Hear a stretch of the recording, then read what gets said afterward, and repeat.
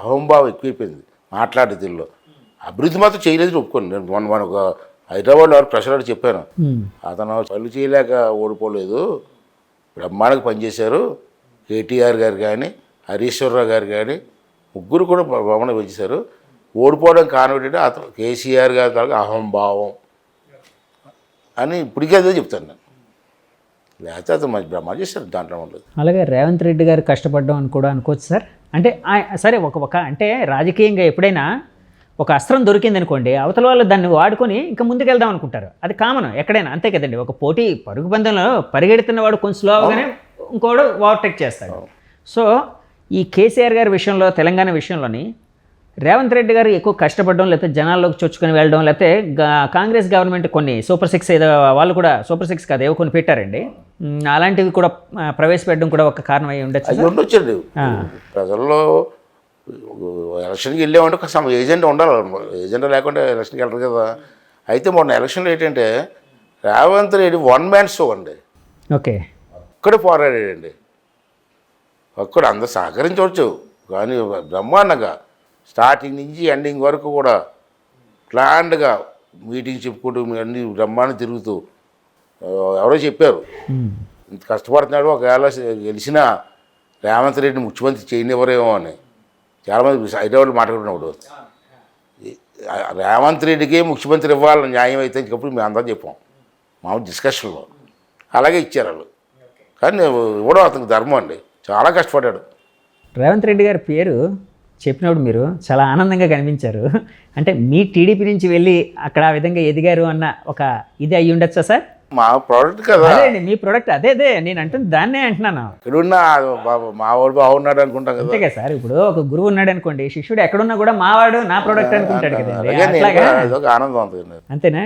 రేవంత్ రెడ్డి గారు ఆయన పార్టీలో ఉండేటప్పుడు మీతో ఎలా ఉండేవారు సార్? అంటే నాకు పెద్ద రిలేషన్షిప్ అంటే లో అంతేగాని అంత క్లోజ్ కాదు. Okay okay. అంటే బాగున్నా అన్న. చంద్రబాబు గారికి నమ్మిన బంటిలాగా ఉండేవారు కదండి. బాగా క్లోజ్, బాగా క్లోజ్గా.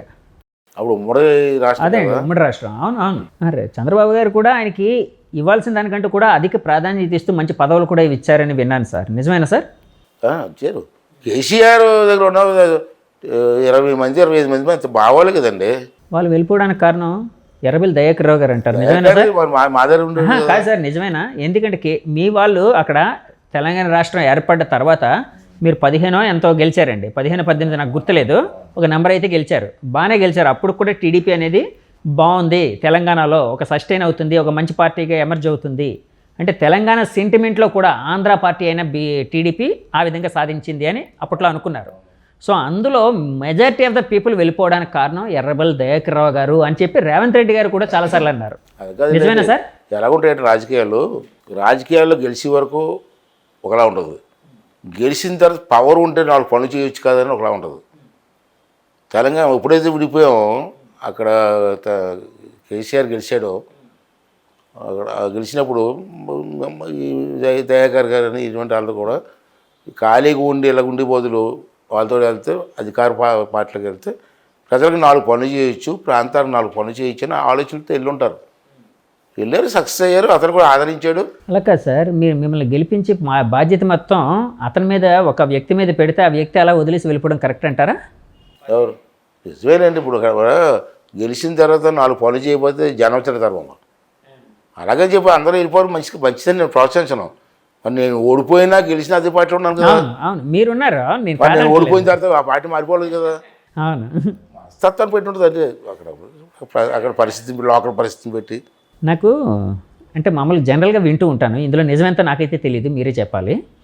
యాక్చువల్గా ఒక బలమైన నాయకుడు ఓడిపోయాడు అనుకోండి, ప్రత్యర్థి పార్టీ నుంచి ఆఫర్ వస్తూ ఉంటుంది, మా దాంట్లోకి వచ్చేయండి, ఓడిపోయారు కదా, మా దాంట్లో పదవి ఇస్తాము, లేకపోతే మిమ్మల్ని గౌరవంగా చూసుకుంటాం, మీకు కావాల్సింది మేము చేస్తాము అని కొన్ని ఆఫర్స్ అనేవి వస్తూ ఉంటాయి చాలామంది నాయకులకి.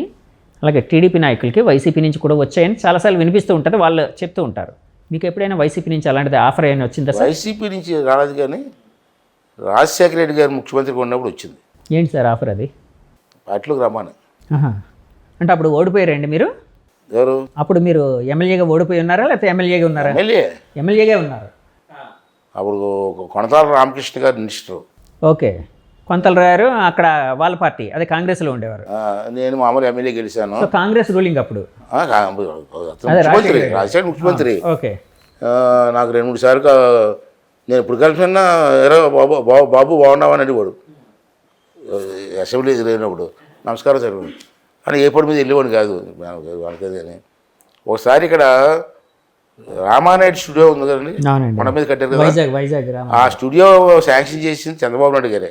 కానీ అయ్యింది మటుకు ఆయన కట్టేసిన తర్వాత ఓపెనింగ్కి రాజశేఖర గారు వచ్చారు. అంటే అతని గవర్నమెంట్లో అయింది కదండి, రాజశేఖర రెడ్డి గారు గవర్నమెంట్లో ఓపెనింగ్ అయిందండి. ఓపెనింగ్ అయింది, శాంక్షన్ చంద్రబాబు ఇచ్చారు. ఓకే.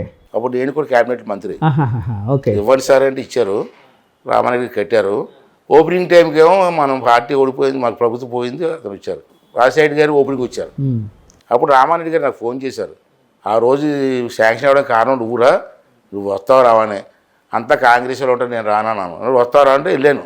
అది బాధపడలేక నేను కిందన కూర్చున్నాను, డయాస్ వేసే పైన. రాజశేఖర గారు స్టేజ్ ఎక్కి అందరికీ అలా నమస్కారం పెట్టి, అయ్యా నా కింద కూర్చున్నప్పుడు పైకి రా అన్నారు. ప్రెసిడెంట్ కూర్చుంటారు సార్, కలెక్టర్ని తిట్టాడు. ఎమ్మెల్యే కింద కూర్చుంటే మాట్లాడాడు. అతను బాగా పక్క స్టేజ్ మీదకి వెళ్ళాను. స్టేజ్ మీదకి వెళ్ళిన తర్వాత మీటింగ్ అయిపోయింది, కిందకి వెళ్ళిపోతున్నాడు. అంత దూరం వెళ్ళి నన్ను పిలిచారు వాళ్ళు. పిలిచి నేను 2-3 సార్లు కబురు పెట్టాను, రాలేదు అన్నారు. నాకు కబురు అందలేదు సార్ అన్నాను. అక్కడ కొంత రామకృష్ణ గారిని పిలిచి, ఏమైనా నీకు చెప్పాను కదా అయిన పోయి కబురు అందలేదంటే, ఫోన్ దొరకలేదని అతను అన్నాను. లేదు సార్ ఫోన్ కాదు, నాకు కబురే రాలేదు సార్ చెప్పాను. ఎందుకు సార్ అన్నాను. నీతో మాట్లాడాలా అన్నాడు. అక్కడ రా అన్నాడు. ఇక్కడే చెప్పండి సార్ అంటే పక్క దూరం తీసుకెళ్ళి దూరా పార్టీలోకి 1-to-1 ఇద్దరు ఉండేటప్పుడు రామకృష్ణ దూరంగా ఉన్నారు. అదే అండి, దూరంగా కొద్దిగా దూరంగా పార్టీలోకి రా. మొన్న డీకే శివకుమార్ గారు చంద్రబాబు గారికి అంతేనండి. అలాగే ఆ సందర్భంలో నీకు మంత్రి ఇస్తాను, పూర్తి జిల్లా బాధ్యతలు నీకు ఇస్తాను అని అన్నారు. అప్పుడు ఉమ్మడి జిల్లా కదా, అప్పుడు విశాఖపట్నం అంతా ఉంటాయి కదా. లేదు సార్ నాకు జీవితం ఇచ్చింది ఎన్టీ రామారావు గారు, నేను బతుకున్నంతకాలం ఆ పార్టీలో ఉంటాను సార్, నన్ను ఇబ్బంది పెట్టకండి సార్. సరే నెక్స్ట్ అని ఇలా కొట్టి పన్నుంటే రా సరదాగా ఎప్పుడు అన్నారు. పన్నుంటే వస్తా. అది సందర్భం.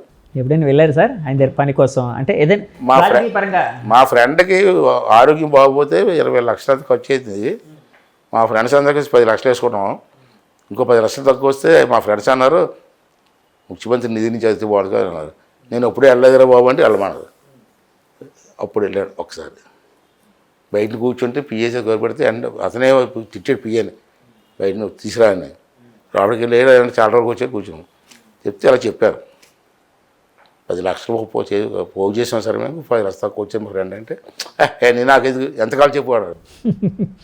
అవసరం అయితే 10 lakhs అన్న, 10 lakhs శాంక్షన్ ఇచ్చి. సార్ అప్పట్లో రాజశేఖర రెడ్డి గారు అంటే చాలామంది చెప్తూ ఉంటారు, అంటే ఆయన అందరితో అంటే టీడీపీ వాళ్ళతో బాగానే ఉండేవారు, వాళ్ళతో బాగానే ఉండేవారు, ఇట్లా. కానీ ఆ రకమైన సహృద్భావ వాతావరణం ఉండేదా సార్ అప్పట్లోని? చాలా గౌరవం ఇచ్చేవారండి. అంటే చంద్రబాబు నాయుడు గారు కూడా అలాగే అపోజిట్ కూర్చొని మాట్లాడుకుంటేవారు.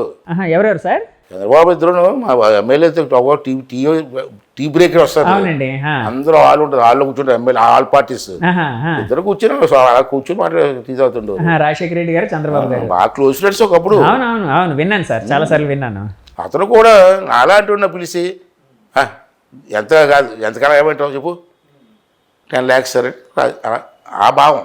అలాంటి వాతావరణం ఎందుకు పాడైపోయింది సార్? అంటే ఇప్పుడు ఏదైనా గెలుపుకోవటంలో శాశ్వతం కాదు సార్. అంటే ఈ రోజు గెలిచిన వాడు రేపు ఓడిపోవచ్చు, లేకపోతే రేపు ఓడినవాడు ఎల్లుండి గెలవచ్చు. ఒక విషయం చెప్తాను, 83 నుంచి కదా నాకు ప్రయాణం అయింది. అప్పటికి ఇప్పటికి చూస్తే అసివేస్తుంది నాకు. 83 అంటే 40 ఏళ్ళు అయిపోయింది. 40 ఏళ్ళు. అప్పుడు ఇంకా వాతావరణం బాగుంది. తర్వాత వచ్చిందండి మార్పులన్నీ.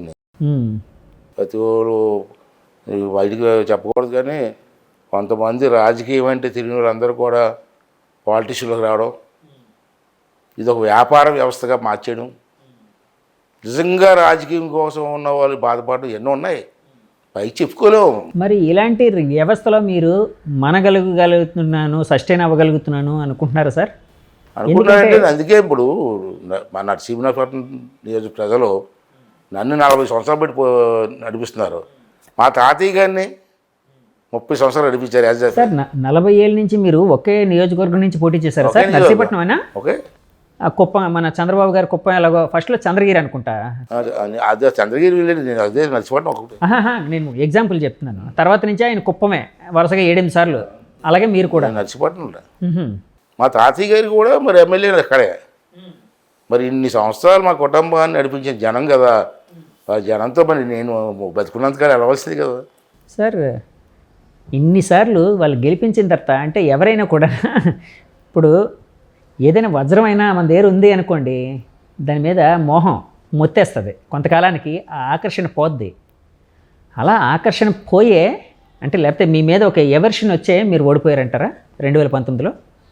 దానికి రీజన్స్ ఉంటాయండి. ఒకవేళ నా మీద వ్యతిరేకత రావచ్చు, అదొక పాయింట్. లేదంటే పార్టీ మీద వ్యతిరేకత వచ్చి కొట్టచ్చు. ఇక్కడ పార్టీ మీద రాష్ట్రం మీద పార్టీ నిర్ణయాలు బాగలేదు, ఓకే ఓకే అదైనా అయ్యి ఉండొచ్చు. అది ఉండొచ్చు. కానీ ఏది జరిగింది నా మీద కూడా కావచ్చు. 24 గంటలు కూడా 40 సంవత్సరాలు ఒకటే మొక్క చూస్తే నేను అంటున్నాను ఇది అంటారు కదా, అలాగా. అదే సార్ నేను అంటున్నాను. కాదు సార్ 2019లో ఓడిపోవడానికి కారణం పార్టీ మీద